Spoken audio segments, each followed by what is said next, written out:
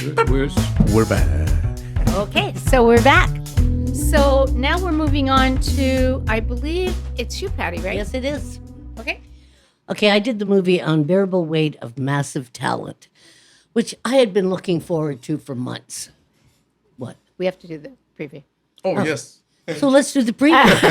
See what I've been waiting for. What's the worry here, Nick? You've lost some of your talent as an actor? No. What did he say? He says he loves you, but he went in a different direction. I'm done. I'm quitting acting. Ah, man, I'm driving through the hills. I'm sorry. One more time. We got another offer. It's $1 million. It's to attend a wealthy gentleman's birthday party. The guy that owns this house, what's his name? Javi. Mr. Cage. Excuse me. Is Javi going to want me to, I'm not sure I understand. Look, if Javi... I am Javi. Nick Cage. God, this place is stunning. What is your favorite movie? That's one of those questions that's impossible to answer. You can't just limit it to one. Imagine me and you, I do. Is it too much? Is this supposed to be me? It's grotesque. I'll give you 20,000 for it.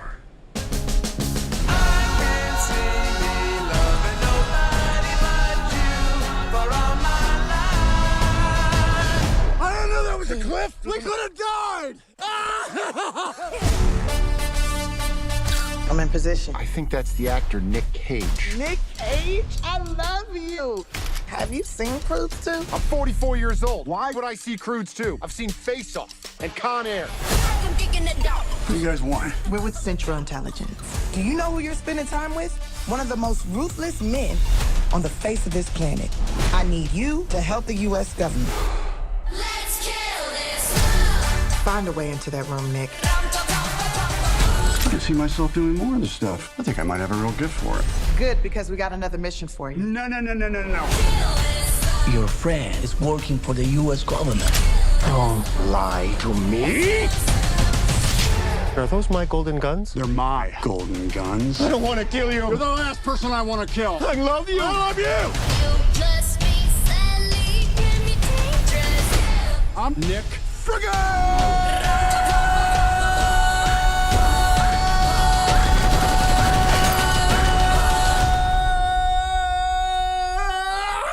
Whoa, Cage! Man. Like I said, friggin'? Really?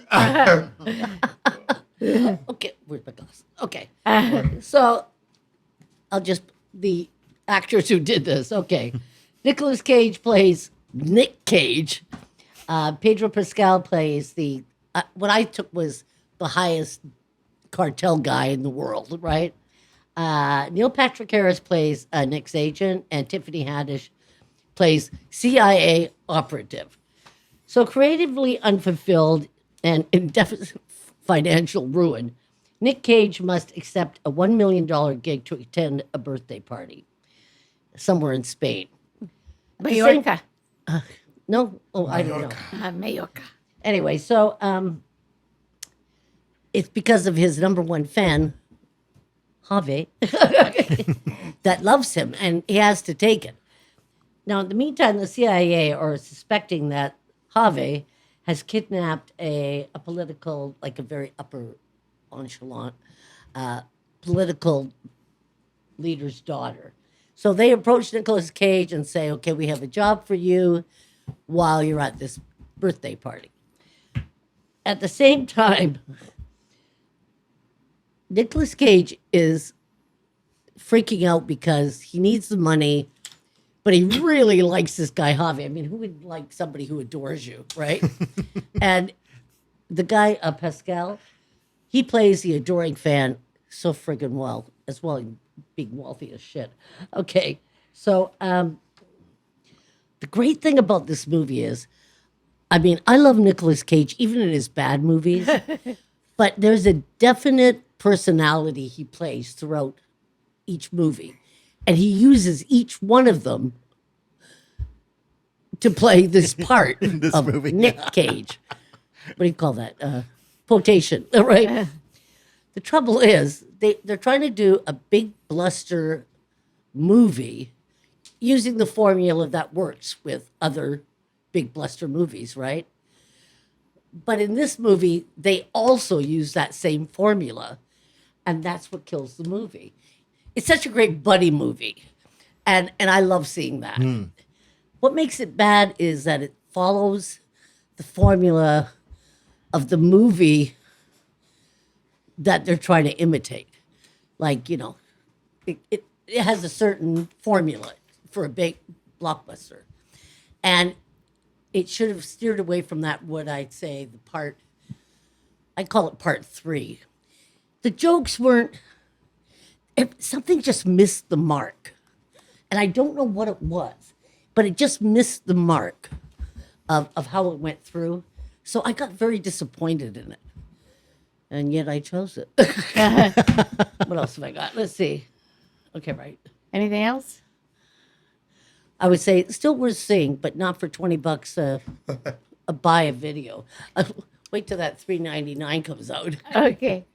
Bob. Okay. Very soon we'll be getting to me and Nicolas Cage. When I saw the ad, not a video ad, but an ad on the screen and on my computer for this movie, it was like a wet dream. I said, oh my God. This is the movie I've been waiting for my entire life. I can't wait to see this movie.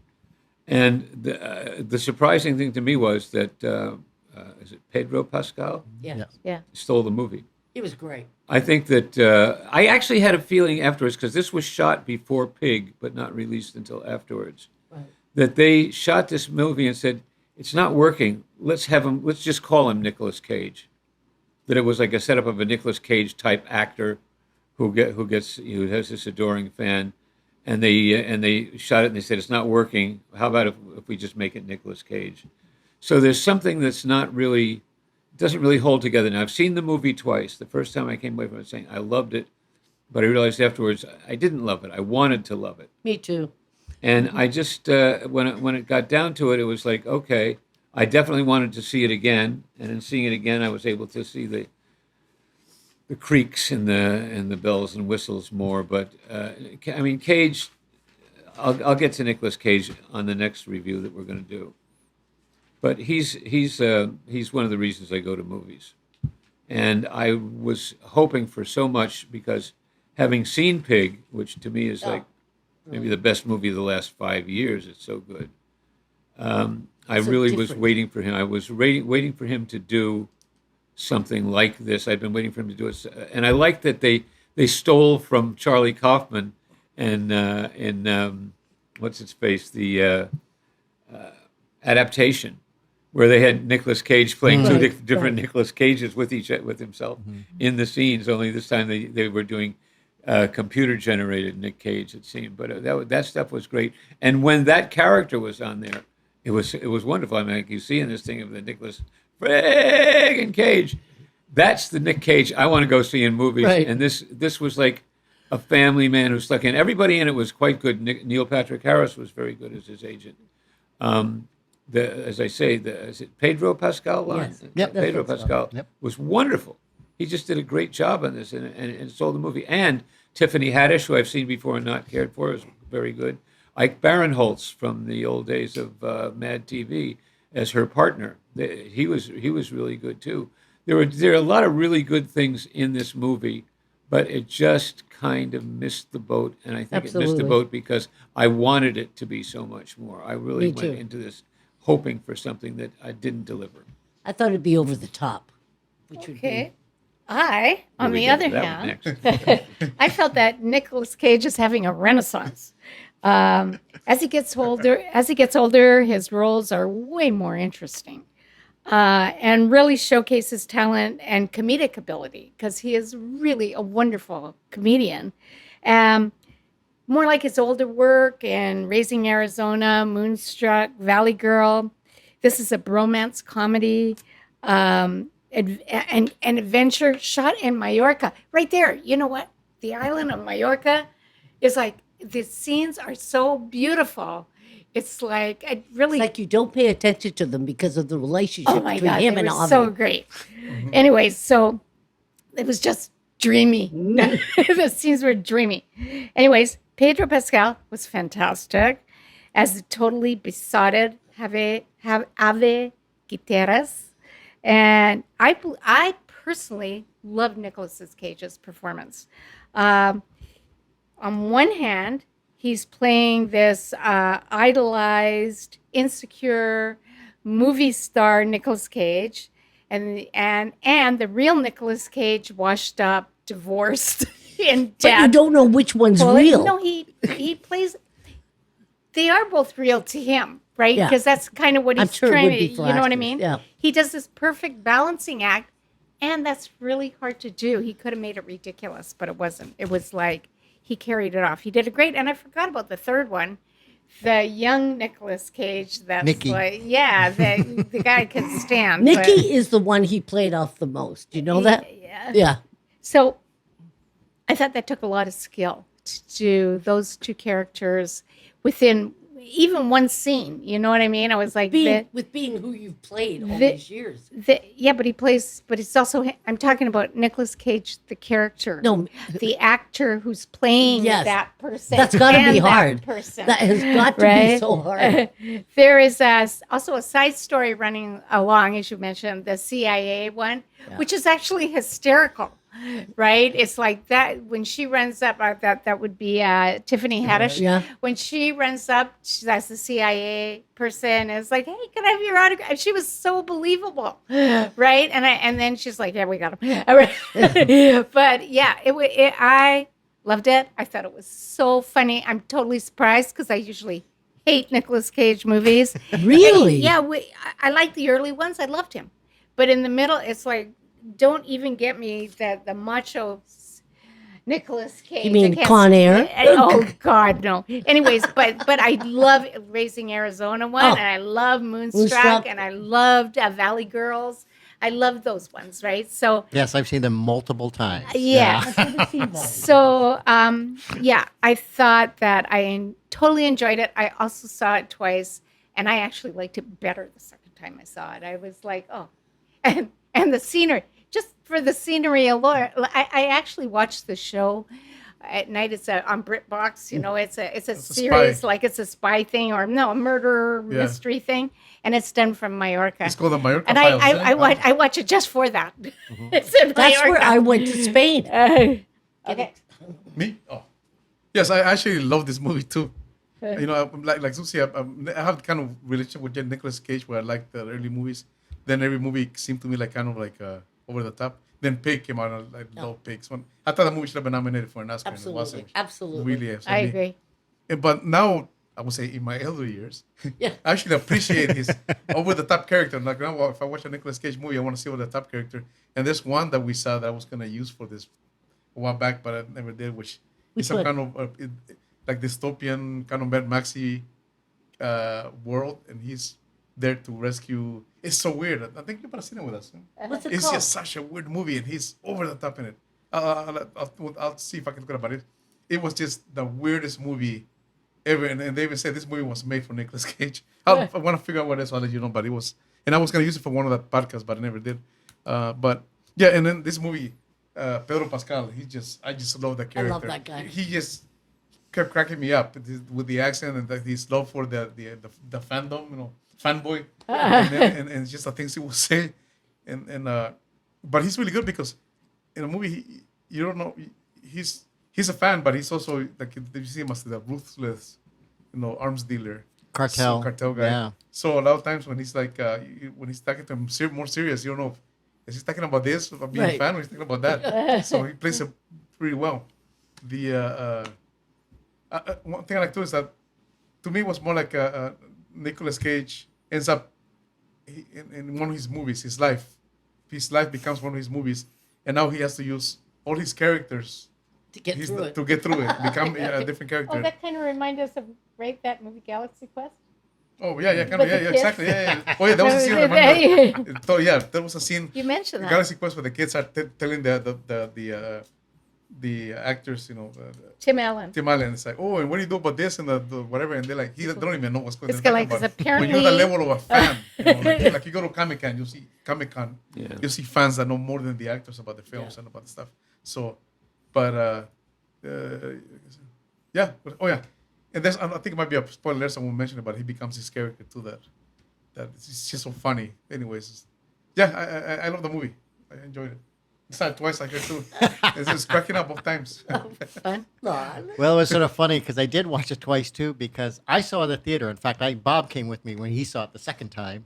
Right. He decided, he wanted to see the second time. So he's sure. It's like, okay, so we go watch it, and it sort of left me cold because it's like I was just disappointed. I can't fault the movie for what it is, except I just expected more the way you guys did. Yeah, me too.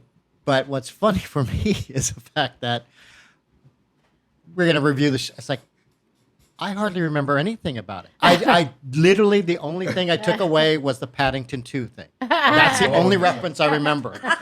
To which, that's why I was almost going to pick Paddington 2 for my movie this week. He was too. Yeah, I almost want to do that, but... The bear movie? Yeah, because he loves Sally. The second one. Sally Paddington, Hawkins. not the first I one. don't care, first or So I'm a second. big Sally Hawkins fan. Please don't pick Paddington. No. 1 or 2. But you saw, right, in this movie. The Queen. That was... That's his favorite. That's the guy's favorite movie. Third favorite movie. I grew up with Paddington Bear. And that's what sort of made me laugh. And see, I think that's the only thing that entertained me.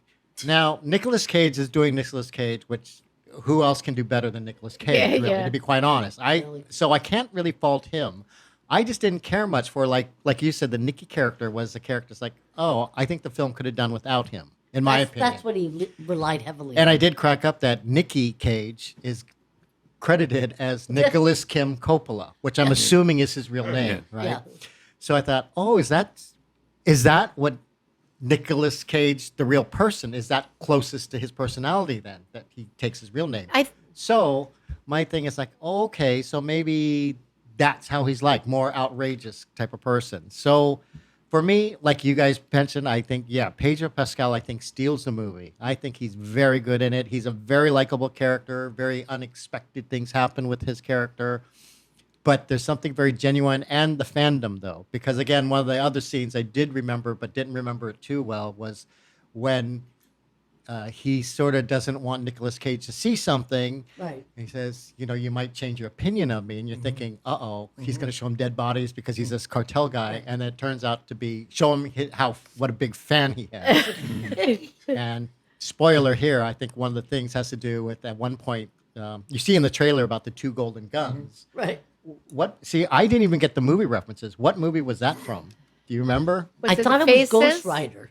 He's got so many movies. Well, because he has Rider. the statue with the 2 golden guns. Right. And what I loved about it is Nicolas Cage says, that's not a very good likeness of it, is it? He goes, Can no. How much did you pay for it? $6,000. I'll give you 20. I mean, again, I thought that was sort of one of the highlight of the jokes. But I will say this. I thought 2 of the other characters or actors in it I liked. I like Sharon. I think his name's Sharon Logan. Or is it Hogan? Sharon Horgan. Horgan. I'm sorry.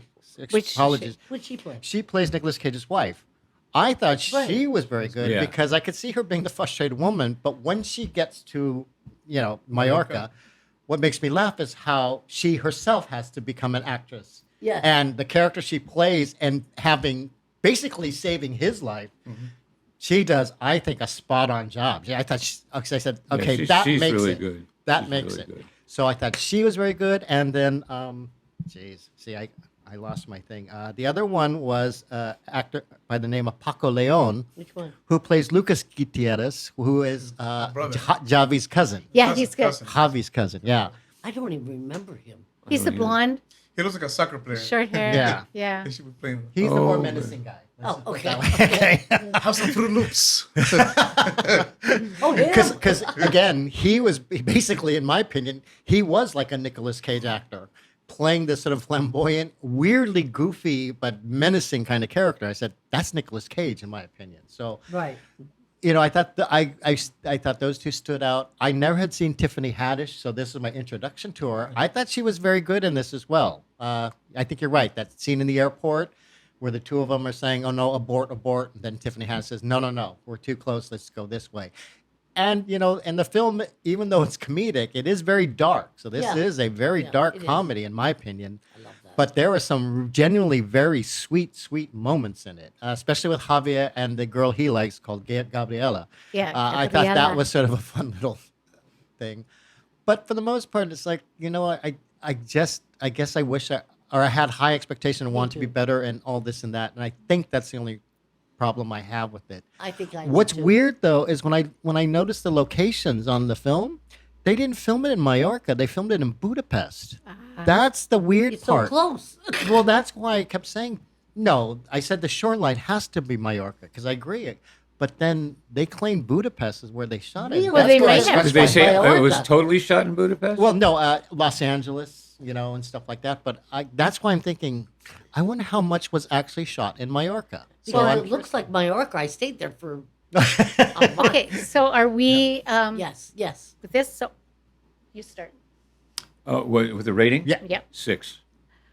I give it a 9. I give it a 9. I loved it. I give it an 8. Yeah. I enjoy it. I give it a 5. I knew you would. And Patricia? I give it a 7. And I wish I could give it more. Yeah. Okay, so that ends this episode of What the Flicks podcast, episode 55. Remember to subscribe and hit the like button. And I think we're good. So until next time. Adios. Adios. So long, folks. Yeah. That's all, folks.